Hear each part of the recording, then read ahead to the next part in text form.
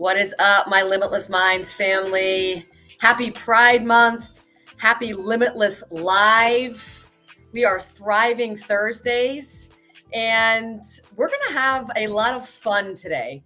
Fun talking about a few of heavier topics: vulnerable leadership, shame resilience.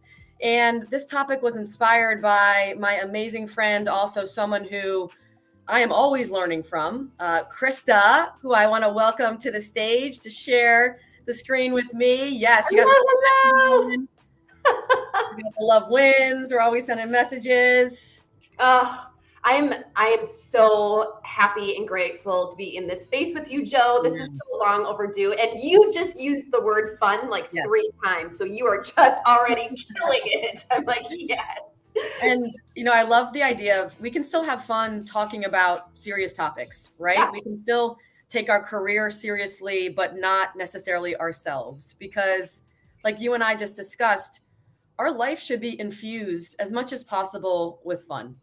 100%. And you know what? It's a choice.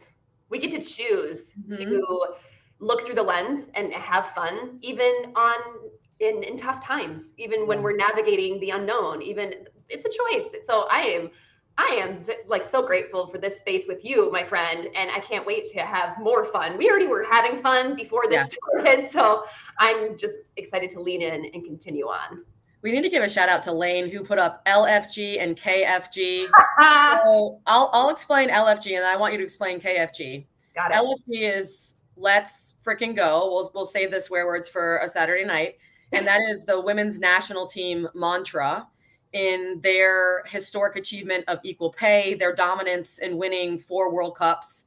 Yesterday, the Women's World Cup roster was announced.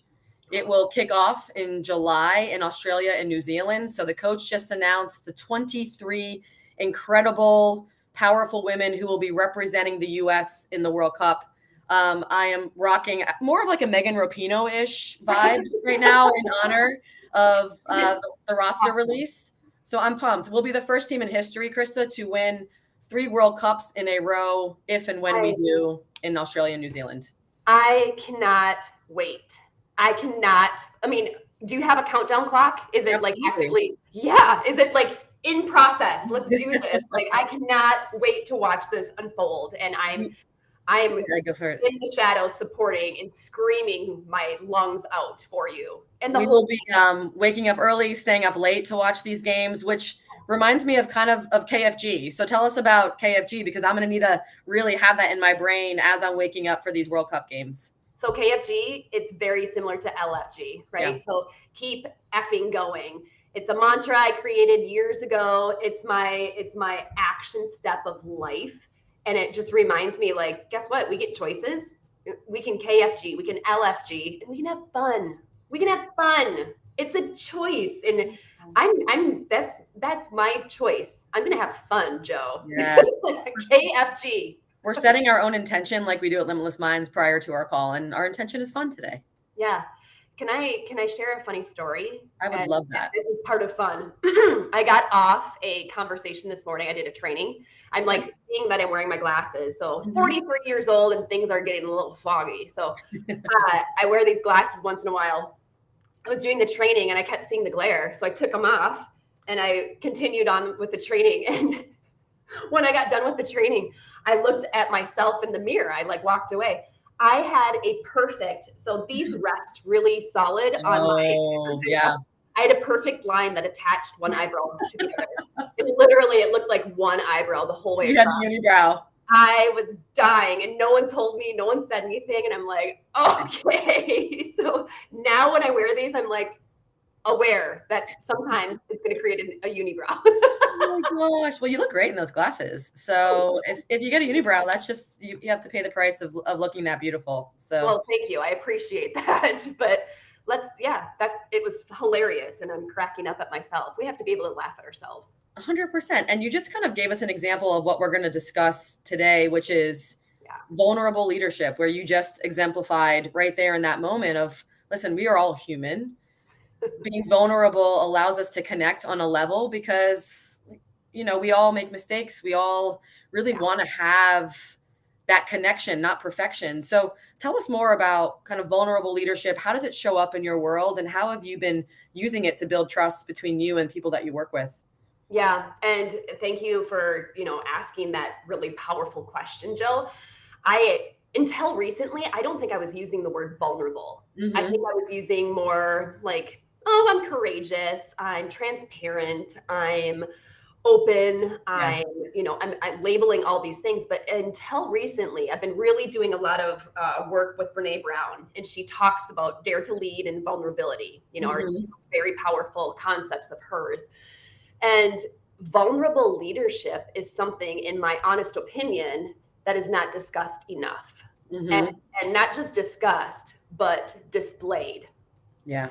So I'm curious, when you hear the word vulnerability or Mhm. vulnerable leadership, paint me that picture, Joe. How does it show up for you? For me personally, it's really showing up as my authentic self Mm-hmm. and feeling like I can be a whole human in the space that I'm existing in. So it's bringing all facets of myself, all of my dimensions to the moment, and also doing what the situation calls of me. And that Yeah. kind of ties back to what's important now with Limitless Minds is I want to deconstruct the idea, Krista, that vulnerable leadership is showing up and like spilling out all of your emotions and like everything that, So yeah, good. that's not what we're talking about. That's not necessarily how you build trust. No. That sounds a lot more like venting. Yes. I think vulnerable leadership is stepping into a space knowing we don't know everything, Mm-hmm. knowing that diversity is our superpower. So getting ideas and solutions from people who don't look like us, who don't talk like us, is actually going to up level our solutions. Yes. And then showing up in a space where I can say this is who I am, both as a performer and a person, because then I can be seen by people. And if I That allow people to see me, I can see them. Right? So it's almost like removing those layers and showing up in a raw sense, but still in a professional, very, productive manner. Yes. What you just said is so important, Joe. Vulnerability is not about exposure. Like I'm going to be vulnerable in this moment. So I'm going to tell you my entire life story, Yeah. and I'm going to, display all of it's not verbal venting. That's not Yeah. vulnerability. And I think what you mentioned is so important. Vulnerability can be showing up Yeah. and listening to understand. That could Mhm. be very vulnerable leadership, and let's be honest, it can be tempting as a leader to listen to respond. Yeah. Like Joe's going to, tell me something, and I'm going to respond. I'm going to reply and respond. Listening to understand can be very vulnerable, Yeah. allowing that space. I 100% agree with you. And I have a question for you. I was recently in a speaking program, and there was a couple of ex-military men who were in my speaking program. And Yeah. the F word, they said the F word is a four-letter word, and it's to feel, right? So in the military, you're taught not to feel. So how would one go about being vulnerable when especially if we talk about gender, a lot of men are taught that feelings are bad, right? If we show emotion, we are going to be deemed as weak. How do we like circumvent that? How do we get around that and really encourage people that vulnerability is the way to build trust? Yeah. Yeah. What you just displayed, speak it. Yeah. So let's talk about shame for a moment. There can be the temptation to feel shame in that moment. And, Mhm. and the way to shut shame down is to speak it, to Yeah. name it, and to say, why are we not having these conversations? Why are we not allowing space to feel as men, as military, as let's have the conversation? Vulnerability in that moment is speaking it out loud. Yeah. Yeah. And it's almost like there's an elephant in the room. Let's call it Yeah. out. Yeah. It's, Josh always said the antidote to anxiety is action. So if you're feeling anxiety about this vulnerability, part of that is action, is speaking out, is stepping outside of that comfort zone, because that is how you and I connect, Krista. It's if we are able to be vulnerable around one another, to be able to open up and build that trust in our relationship. Yes. Yes. And how I'm curious, and this is something that I'm always like looking into and thinking about. How can you, or can you, or how do you display this? When you meet someone, right? When you first meet someone, how can we lean in with vulnerability when we don't have the trust already established? Because I think that's also a misconception, that you have to have trust to be vulnerable. How do we level those two things and actually weave them together in the moment? How can we act through the vulnerability for the first time with someone? I think as leaders, trust can be difficult to give and easy to break. The Yes. way that I step into a situation is trust is automatically given. I will give it until I feel like I have a reason not to, or it has been broken. Yeah. And I think for me personally, it's just sharing. It's sharing about my life outside of my occupation. It's sharing about my wife, my child, things that really light me up. And trying to find that in someone else, right? So really kind of digging beneath their layers to find out what is their passion, what lights them up, what brings them joy. Because I think when you speak about that joy, you get that inner layer of fun and vulnerability. Yes. And I think I agree. It's not surface conversations. Yeah. So when I have a conversation with someone, the way I can actually live and act through vulnerability is going deeper, Joe. Like just saying like, "How are you today?" "I'm fine." Yeah. "Okay, good." That's not vulnerability to me. Right. It's almost like let's go to a deeper level. Like, Yeah. let me ask a curious question. "Joe, what lights you up? What makes your heart sing?" Right. That's me being vulnerable and asking through vulnerability and love. I Yeah. want to know what makes your heart sing. I love that. I've been listening to Brene Brown, who is, I would say, the queen of vulnerable leadership. And she talks about we cannot create safe spaces. We can only create brave spaces. Would you mind helping us understand what that means, Krista? Because so very often we hear safe spaces. Yeah. And what does that mean?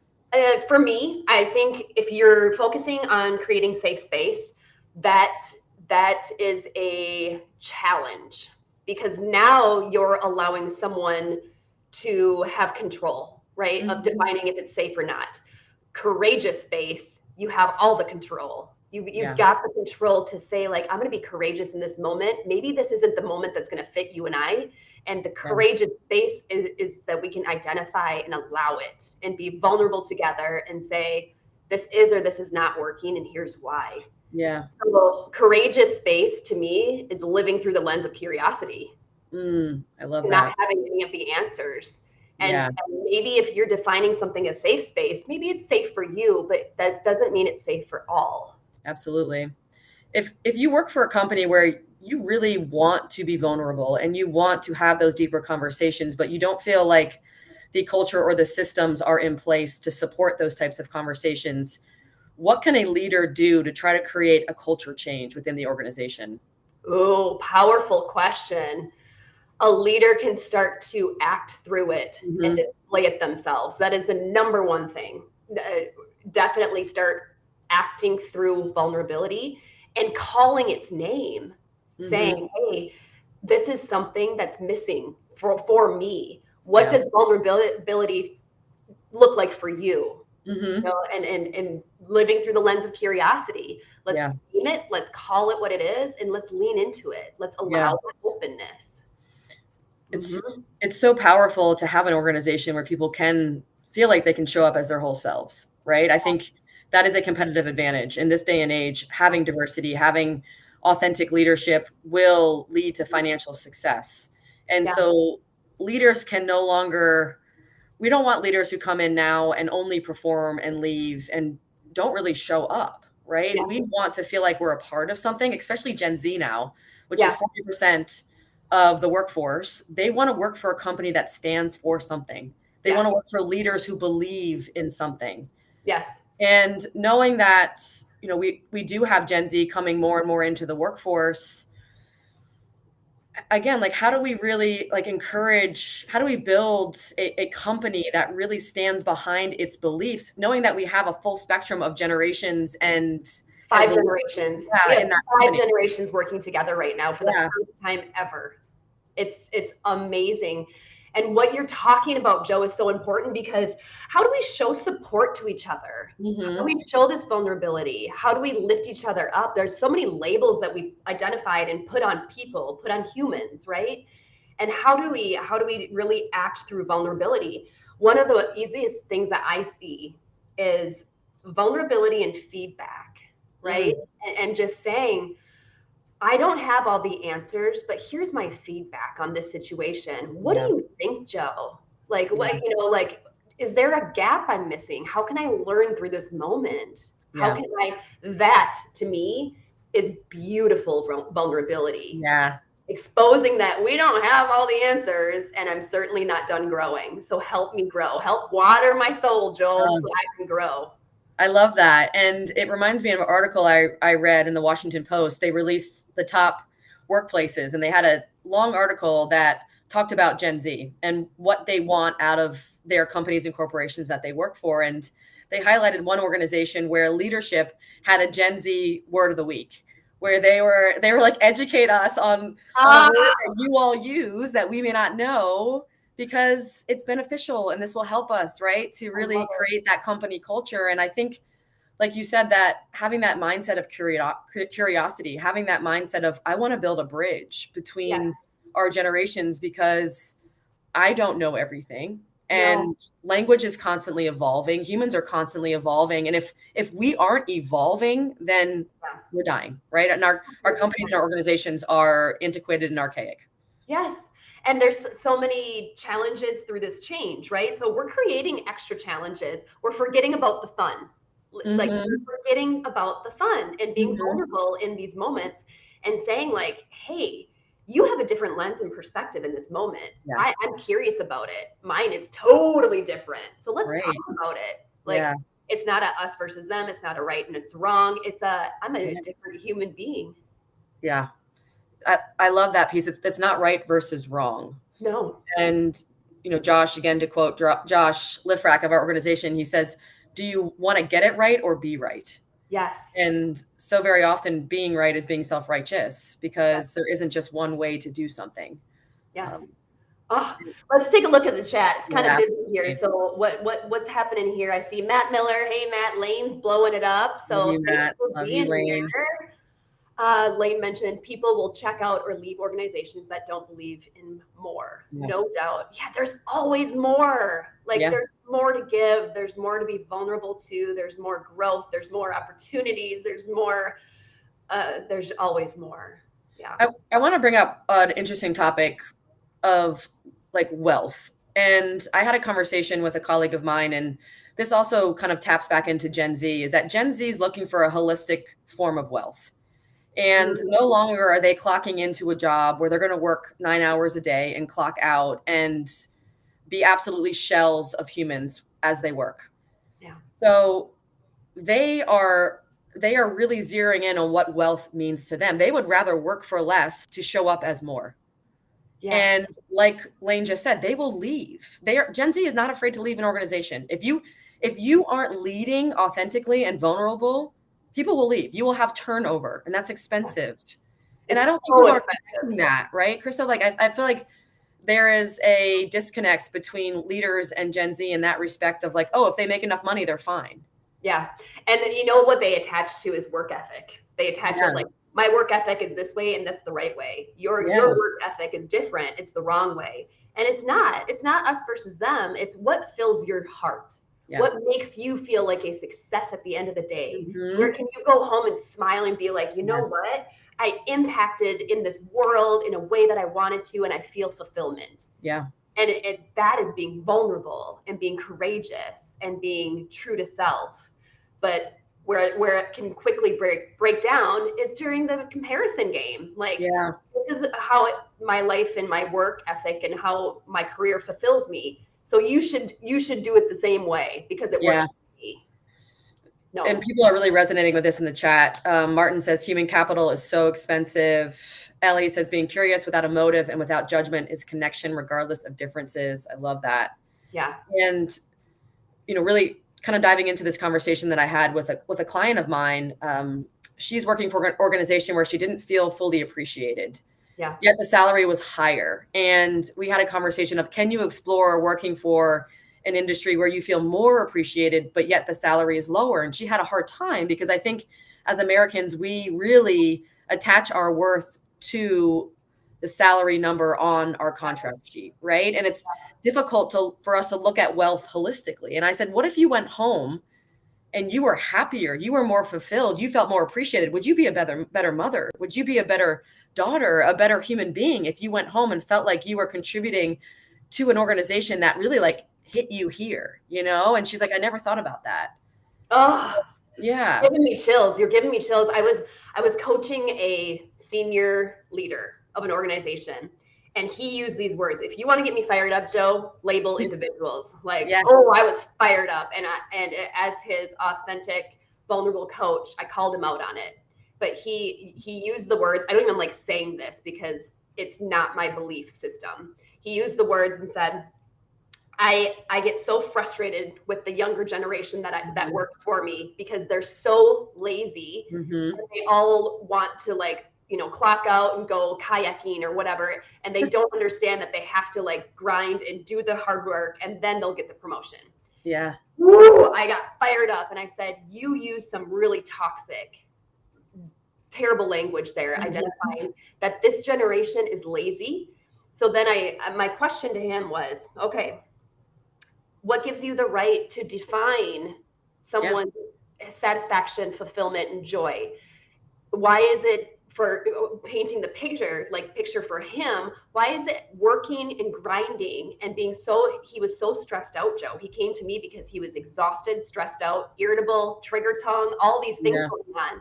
So I said, how can you step in and support, you know, through vulnerability, these individuals? Because, and let's celebrate their success. They know what fulfills them. They know what brings them joy, and they can show up and really impact this organization because they're happy. They're fulfilled. You're the one searching for your meaning, for your, and he was just like, whoa.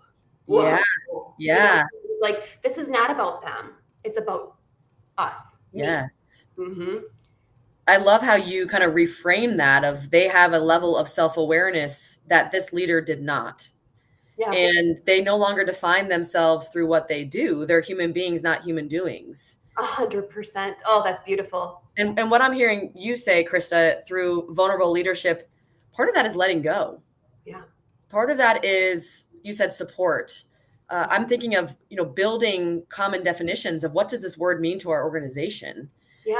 And handing over trust to people without feeling like they have to earn it. Yes. Yes.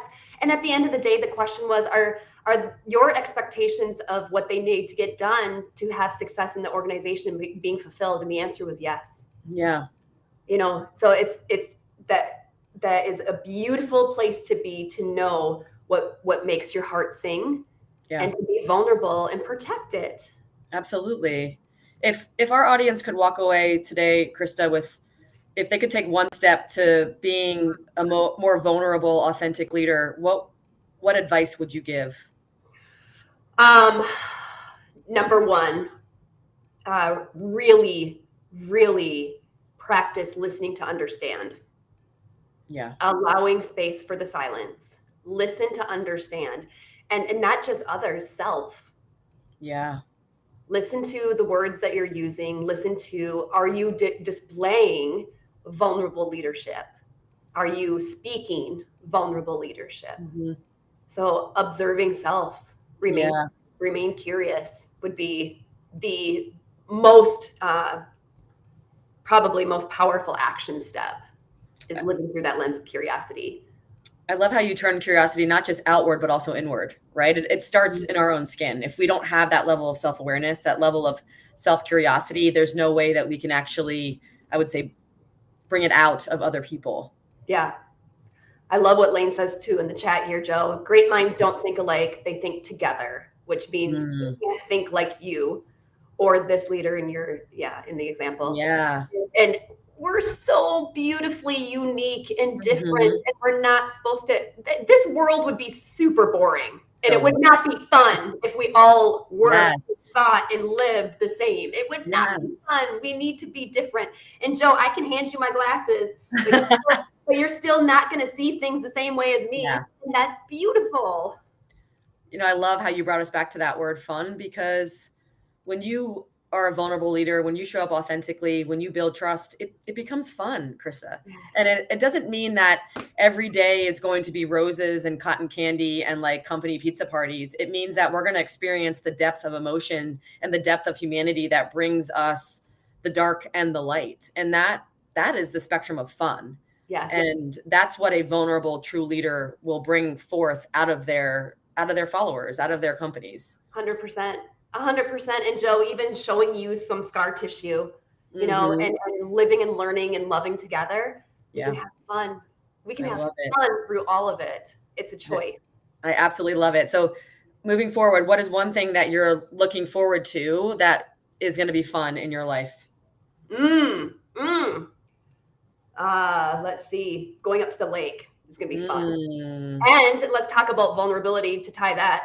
I have to display extreme vulnerability in my family to make it fun and Yeah. to really connect and say, Yeah. here's my intention for our time together, and let's have fun. How about you, Joe? Do you get mad eye rolls, Krista, when you're like, okay, y'all, let's like set our intention?